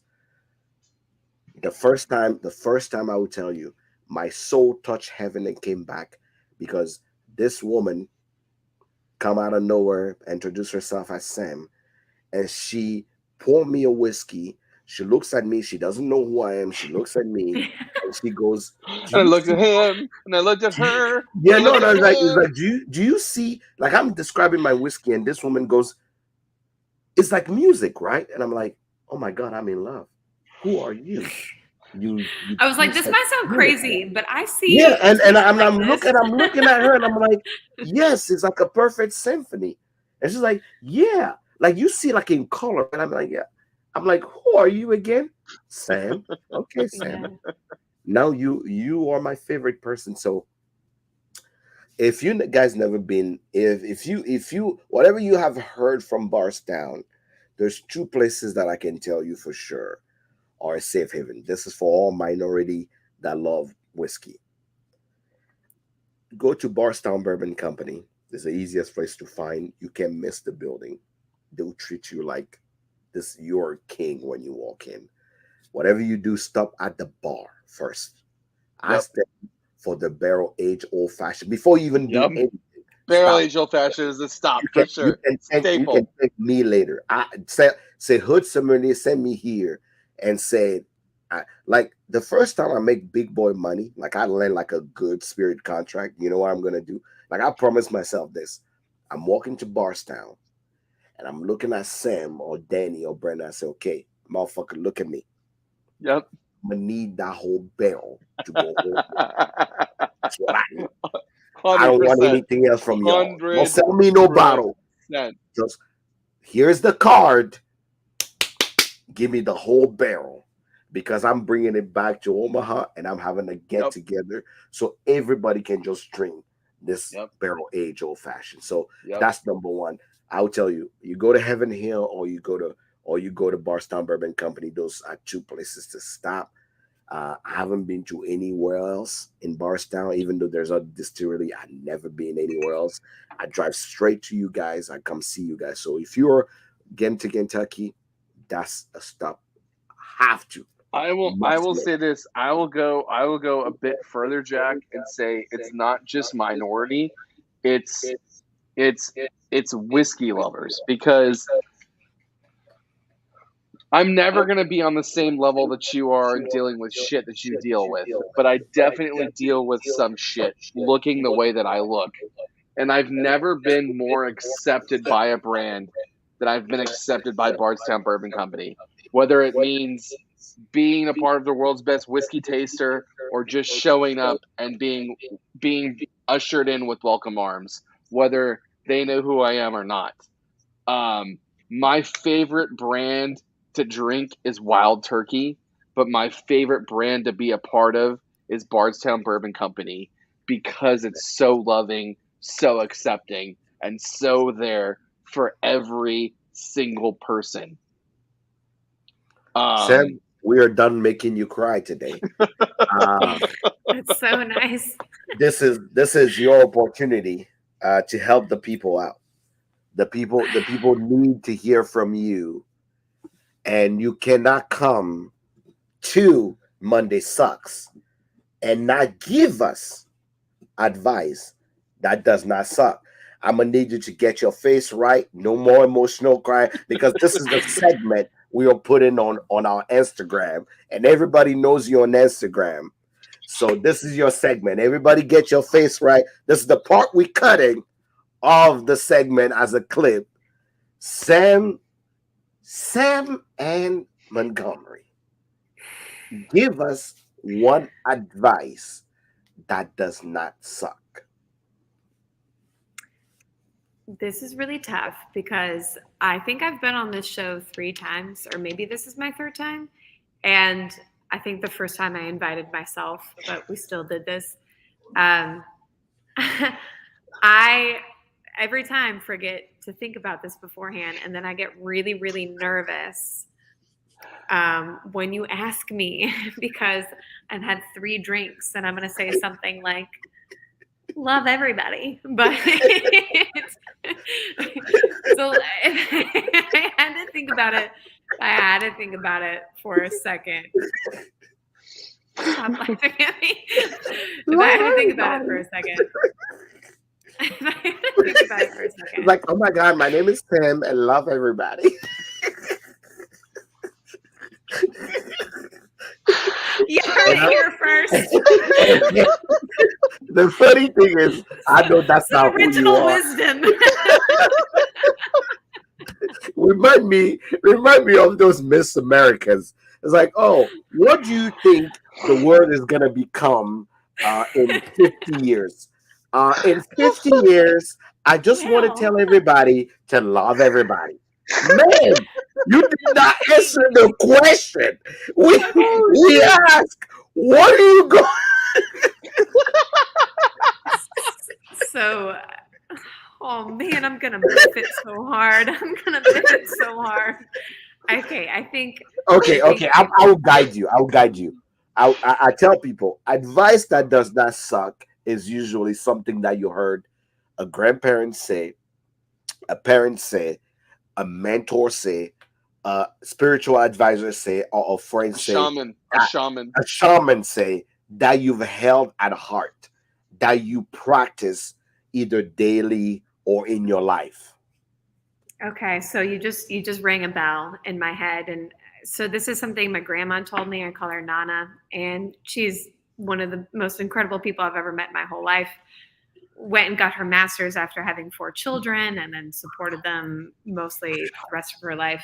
Shout out to Uh, grandma. Shout out to grandma. yeah, Grandma yeah, doing, go Nana. grandma doing her thing. Let's She would go, Is just lose Nana. it right now if Let's she go, saw Nana. this. she's a But bad mama jamma, and that like they say in she was a their bad time. mamma jamma. She this was like relationship advice a little bit, but I feel like it's good when it comes to just your community of people, which is why it reminded me of this moment. But she said, just choose to be with someone or just choose to be around people you could take it that make you laugh.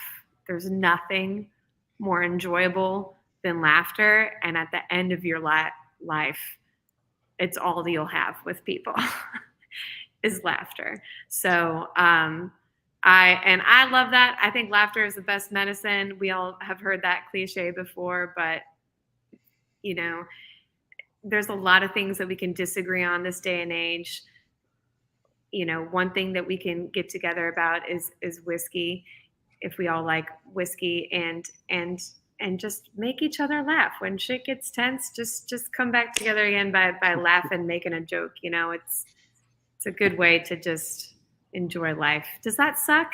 Is that No, advice that does it suck? No, does Should that we not. that It does that change not. that, the that, No, thing? that this no, advice it does not suck. carefully It does not does suck. not suck for all of you guys in a toxic relationship, toxic friendship, and don't know how to pick your friend. Sam just dropped you a big old jam.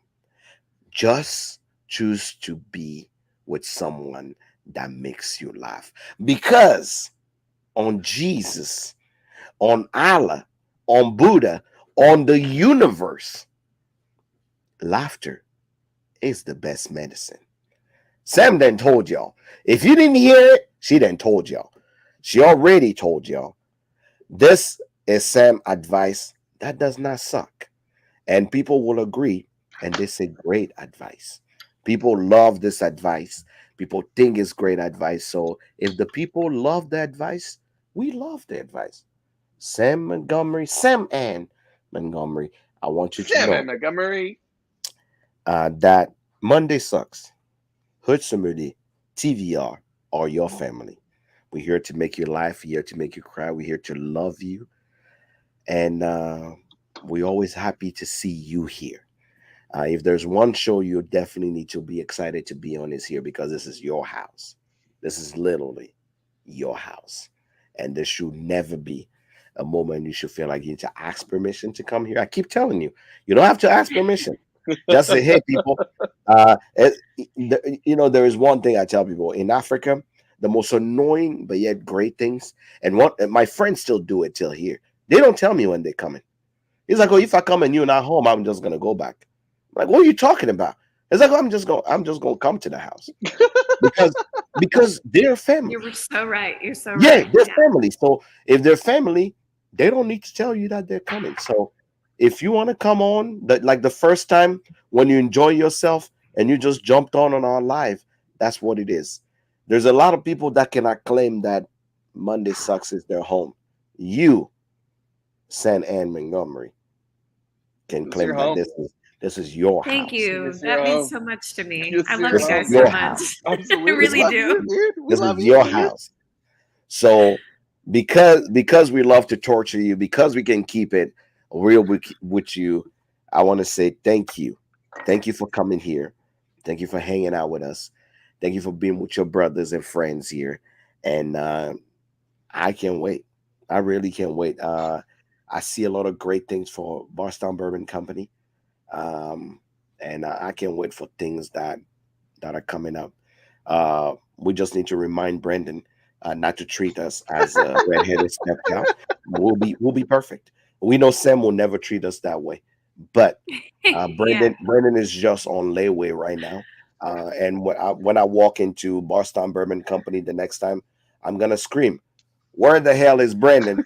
And y'all tell him that I'm here to tell him that I'm here to revoke his friendship and put it on layaway till he pay all his dues. So that's what I'm gonna scream as the black man in the middle of Bardstown, and I hope he makes sense. But Sam, thank you for being here. We love and appreciate you, and we are going to continue the show. But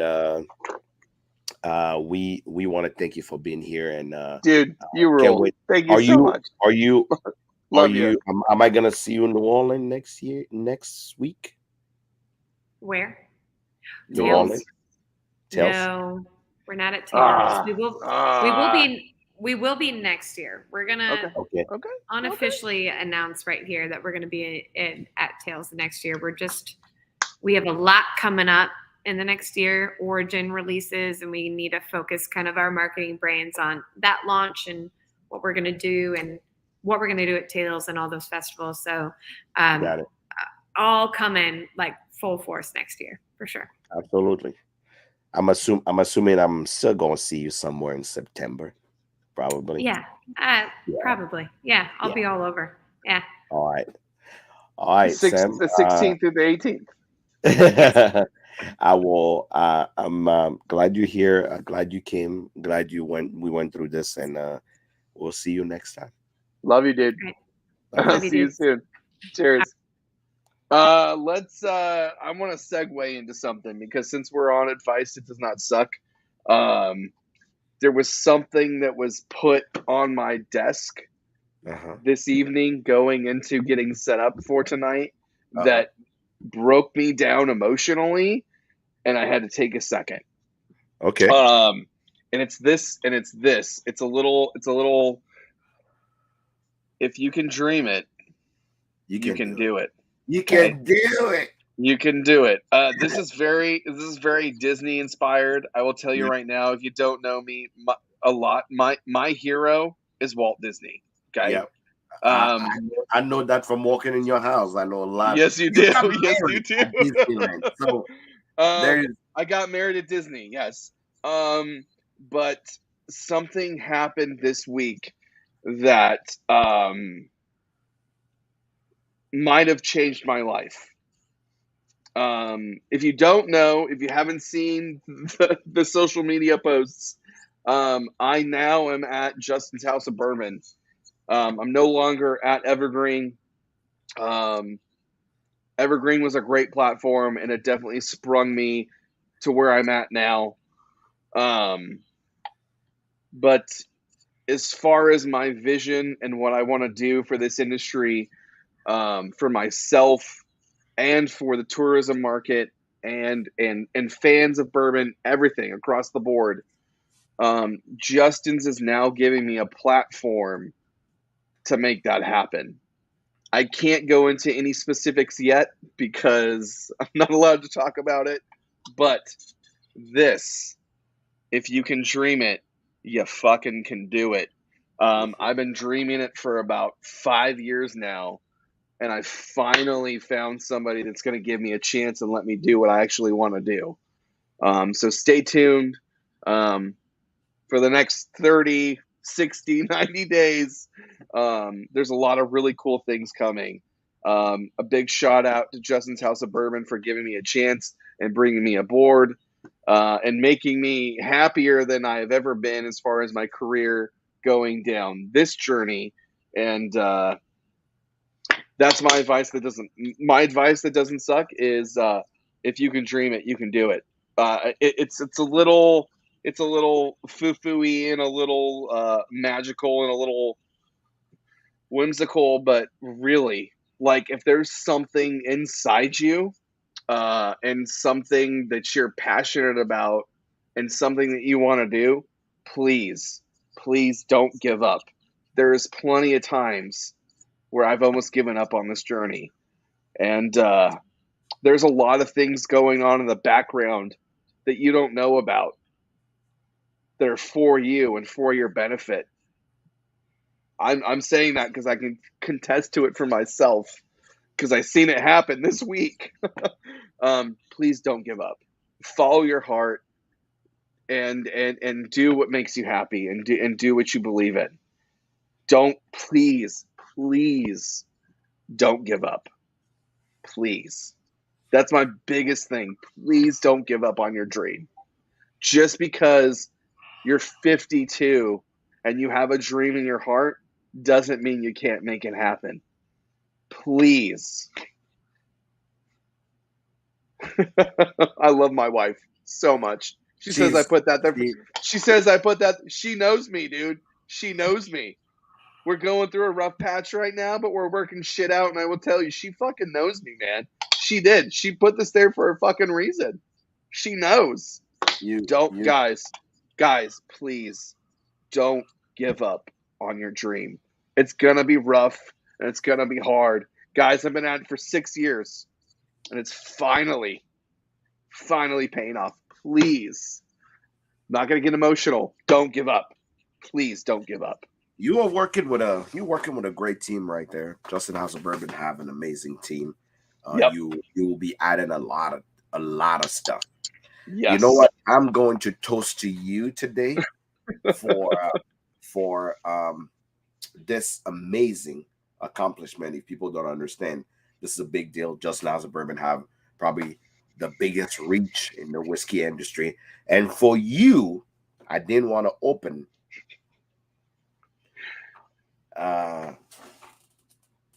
this bottle till we actually had.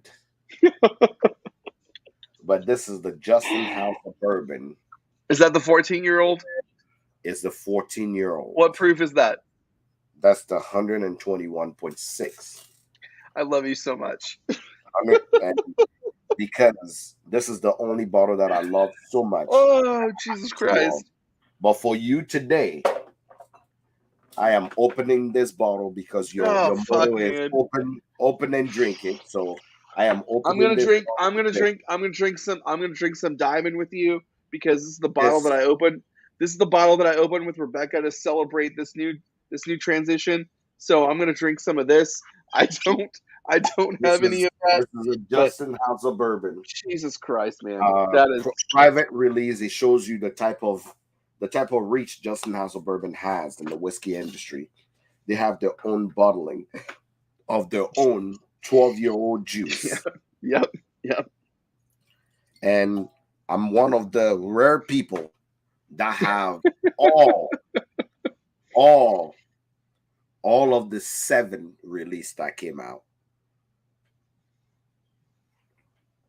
For you, buddy, tonight, I am pouring myself a heavy pour. Oh, Jesus, I love you so much. That's beautiful. If you're here, we'll be drinking this together. But Justin House of Bourbon, to Justin Sloan and Justin Thompson, thanks for bringing my dude into your team. I'm sure you guys are not going to regret it. He may be the biggest kid on the block, but yet he knows his shit. So to you, buddy, I'm proud of you. I'm glad you're not just staying stagnant. You keep moving like the amazing shark that I know you are, the amazing champion that I know you are. I can't wait for you to actually show them what you got out there. Cheers. Thank you. I will say it was a very hard transition to leave from where I was, going to where I am now. Once again, Evergreen was a great platform for me. I learned a lot. There's a lot that happened. I met a lot of people. We grew Evergreen to something that was ginormous. But I had to go because I had to grow. You had to I grow. couldn't grow. I couldn't grow with Evergreen anymore. And Justin's has given me a chance to grow astronomically. Like there is so many things that are in place that you guys don't even know about yet. But seriously, this is the move. And I am grateful and thankful for everyone, for all the words, for all the praise, for all the phone calls, for all the opportunities. Seriously, thank you. Thank you, thank you, thank you. Because I will tell you right now, I would not be where I am. Jack would not be where he is if it wasn't for this show, if it wasn't for all you people. You guys have slingshotted our careers to a place that we will never fully understand, probably until we're in the ground. Like, this is, you guys, I love you all so much. Thank you. Seriously. Thank you so much. Now that we got all emotional, it's time for that to get crazy. Our new segment we introduced to y'all last y'all week. Y'all done fucked up. Y'all done fucked up. Y'all done fucked up is a place where we talk about a grievance we have with a brand or someone or something in the whiskey industry. I have a bit. Hold on, let me see if I have a bottle that I can talk about this before I go into that we introduced in this segment that you guys go. If you weren't here last week, I'm here to tell you that this is the new episode. Y'all done fucked up. Y'all done fucked up is a new segment that we introduce and we tell our grievances. Can I go first? Y'all done fucked up. Can I go first? This is a segment called Y'all Done Fucked Up. Tim is going first. Tim, tell us who done fucked up this week. Wilderness Trail. Oh, Wilderness Trail. What did you do now? You all done fucked up. You done pissed me off. And you done fucked up. Okay. First of all, okay. Let me pull up the picture. First of all, you done fucked up. You guys, Wilderness Trail, you make some of the best rye that's in the bar none. The 4, and I'm gonna put you in the 4 to 6 year category. Y'all make some of the best rye, but y'all done fucked up when you moved from small batch, when you moved from single barrel to small batch, and you had the fucking audacity to not tell anybody that you changed not only SKUs, but the way you were deciding to do your fucking product. Oh, they thought you moved from single barrel to fucking small batch, and you didn't tell anyone. Fuck that. Oh, so you know what their excuse was? I talked to the number 2 guy that's been with the company from the beginning, and he goes, we just couldn't keep up. I'm not going to drop any names. We just couldn't keep up. I said, okay, that's fine and understandable, but the fact that y'all motherfuckers didn't even decide to tell any of us that you went from Wilderness Trail, you did it. You done fucked up. Barrel to small batch, you done fucked up. You done. So before they you only released the rye in single barrels, and now single barrel and no, not just single barrel. The single barrel and the wheated was a shelf standard single barrel. And then overnight, they just switched it and made it small batch and didn't fucking tell anybody. Now, the only way to get a single barrel is if you go and buy a single barrel. Now, argue this. I understand. You guys are getting popular. Lots of people are getting to know your name. You don't have enough juice. But you didn't even tell anybody. You didn't even come on Monday Sucks to let the people know. You just switched in the small batch. You didn't tell anybody that you were switching from single barrel to small batch. You done pissed me off. You done fucked up. You done fucked up. That's it. In this segment of You Done Fucked Up, Tim, thanks for bringing that to our attention. I appreciate you saying that because now we know and the people know. Today's You Done Fucked Up has to do with the internet whiskey savant.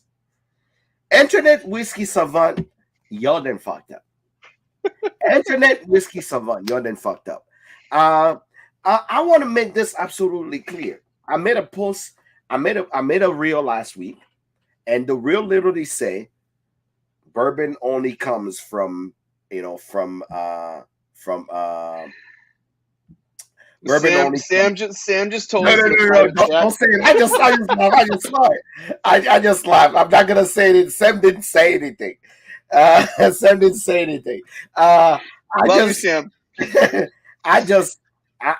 The internet savant, the whiskey savant on TikTok and other new platform, you're them fucked up. Bourbon doesn't come only from Kentucky. I'm gonna repeat this for all the people in the back of the class that literally are licking the windows right now. All the people in the back licking the windows. Bourbon does not only come from Kentucky. The proof here, we just interviewed Bardstown Bourbon Company, and you can see here bourbon came from Tennessee, Indiana, and that. I'm not gonna say it. I'm gonna let our expert in-house bourbon person that lives in Kentucky tell you. Tell us the definition. What defines something as bourbon? Tim, tell them people that are fucked up. What is the definition of bourbon? It's gotta be made in the fucking U.S. of motherfucking A. It does not. 51 It does not have to be made in Kentucky. Guess what? Guys? Wisconsin, bourbon. Okay. Bourbon, not from Kentucky. Ohio. Bourbon. Guess what? It does not have to be from just Kentucky. Guess what? This is brandy. But let's just pretend that this was whiskey. Guess what? Indiana, bourbon. When you guys are drinking that MGP that you actually spend extra money on, where you think it's come from, y'all done fucked up. Stop harassing people that know their shit online and telling them, "Oh, I don't bourbon only come from Kentucky." Dude, you done fucked up. You don't know exactly what you're doing. You are here just actually running your mouth. I want to remind you and tell you again that you done fucked up. Never go outside in the street and show people that your mama and daddy did not show you how to actually do your homework and fucked up, and people like me call you out. No, bourbon doesn't only come from Kentucky. We are great. I will tell you. I know where your confusion is, brother. I know where your confusion is. One of my. I will tell you the greatest. Let me say this. Favorite. Okay, go for it. The greatest hits, right? It's like listening to R&B or listening. It's like listening to R&B and say, "Oh my God, there's only black R&B singers," right? No, white people sing R&B as well. The greatest hits, right, in this life, when you hear it and you think is that the greatest bourbon hits come from Kentucky. I get it. The greatest hits in the Kentucky repertoire of music come. The bourbon music, that repertoire come from Kentucky. I get it. All your taters come from Kentucky. I get it. But I wanted to remind you, don't go outside in the streets and show your ass because y'all done fucked up. Y'all done fucked up. One of my favorite y'all done fucked up moments. Rebecca and I were in Chicago. We're doing the fucking tourism stuff. We were there for a hockey game. We got in a cab. The dude was like, "What do you do?" And I was like, "Oh, I work in the bourbon industry." He goes, "Oh yeah, my favorite bourbon comes from Kentucky. It's only." I was like, "Nah." And this motherfucker decided that he was going to have an argument with me in his taxi about where it came from. No. U.S. made, not just Kentucky. Kentucky may or may not make the best bourbon, but The greatest as hit. long The greatest as, hit. as That's the long as best way it's to put from it. the U.S. The greatest Whiskey hit news. of bourbon come. But let's get to our last segment of the day, which is whiskey news, because I'm ready to go pee, and Same. it's been a Same. hell of a time. So let's Same. talk about whiskey news. Whiskey news before, so we can close the show. Whiskey news. Is there any news that you want to tell us? What's whiskey news? Besides what I've already brought up, I'll bring it up one more time because this is whiskey news. Guys, I'm no longer I'm no longer at Cox Evergreen in New Lou. If you want to go there and have a pour, please by all means go. But you will no longer see me because I will not be there. I am now at Justin's House of Bourbon in Louisville. Which obviously is a place you need to stop. It's weird. Come see me. Come see Bro- me. Come hang out. Brother, Come have a sister, pour. friends, I'm gonna tell Let's you right go. now, it is weird for you to go through Louisville or Lexington and not stop by House of Bourbon. Like, I don't understand it. Like, it's weird.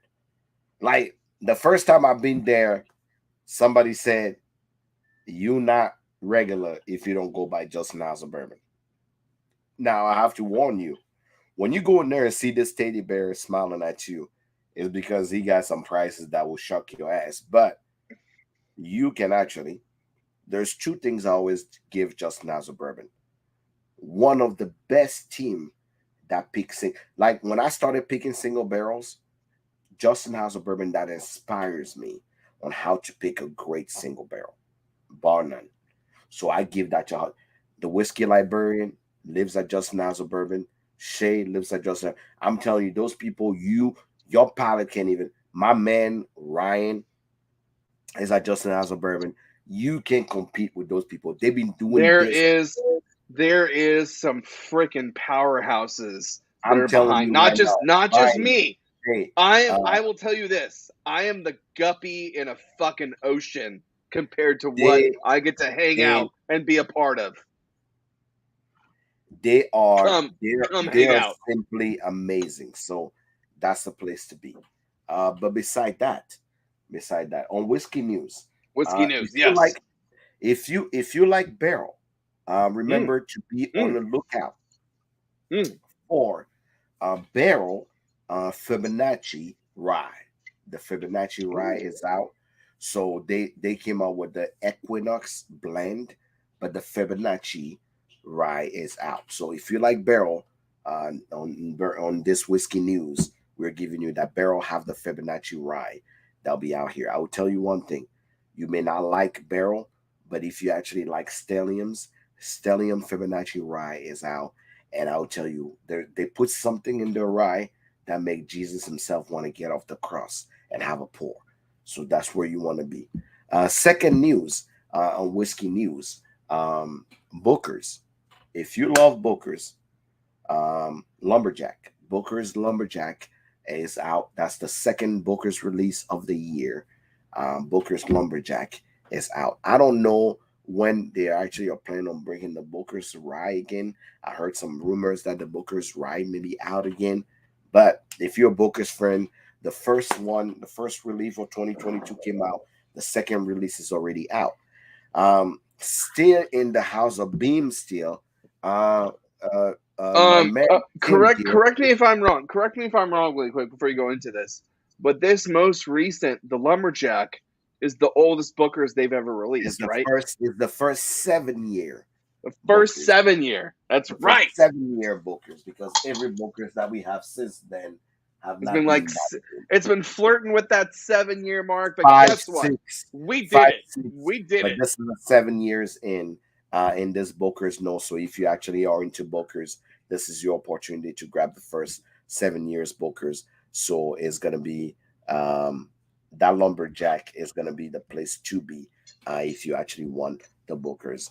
On another note, I don't know if we said this last year, but Penelope released their architect the second.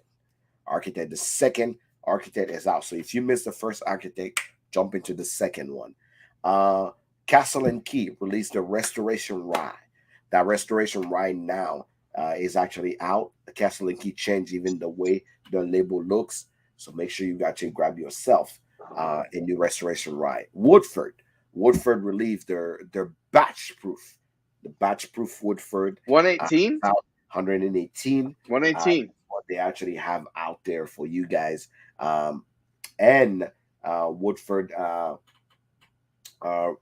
they have their own special thing that they release. But for all of you guys here, if you never heard, 375 mil Jack Daniel of the Coy Hill is out. It's somewhere in the streets. If you find it, God bless you. If you don't, you just me, a regular schmegular person that know that you can get anything. But remember, that is out there for you. Michter's released their new 10-year. They're holding on back on the bourbon, but they're releasing the rye. For all of you guys that love Michter's, this is your opportunity to grab your Michter's and be out there in the streets when it comes to bourbon that actually come from Kentucky. We're gonna go on the Scotch. For all of you guys out here, now it is available for people that love Bunnahabhain. Bunnahabhain actually for the Festival of Isla. They've released the Festival of Isla. They're back on the shelf now. If you go on Bunnahabhain.com, you can find you some of the release of Bunnahabhain for you to have. On great news, if you actually are out there still hunting for good Scotch, Glendronach, the 10th release, the 10th year release of Glendronach Calf Strength is out there on the street. So if you want something like that, it's your opportunity to get some of the Glendronach that is coming out. Look out for Impex Beverage. Impex Beverage is the one that bring you Kilhoman and a lot of Kilhomans are coming on the market. I will tell you, if you are trying to explore in the bourbon industry, this is your opportunity to grab yourself some Kilhoman out there. So there is more that are coming out. There's more whiskey that are coming out there. If you're out there and looking, make sure you pay attention, because I can tell you right now, there's a lot of great things that are coming out that you need to pay attention to. I do know that there is a couple or few Kentucky Owl that'll be bringing some stuff in as well. Make sure you keep your eyes peeled for that. And I forgot that next week, you and I actually will see if they done fucked up or if they didn't. We both have a bottle of those bottle of that they put in the package for Beam, that 2-year whiskey and that old whiskey of 108. I would love for us to discuss it and tell the people what we think. If this Let's see if it shows up. things you need to try or things you then fucked up on is what we're gonna do. Guys, this was Monday Sucks. My name is Jack Bigedu, aka the Hood Sommelier. Who are you, brother? I am the single barrel snob, Mr. TVR himself. Guys, I am now at Justin's House of Bourbon. I don't have anything super exciting to offer you. If you do stop by, you can hang out with me and have a drink. But I will tell you this right now. The powers that are behind me and the things that are letting me do what I finally have wanted to do for so long right here.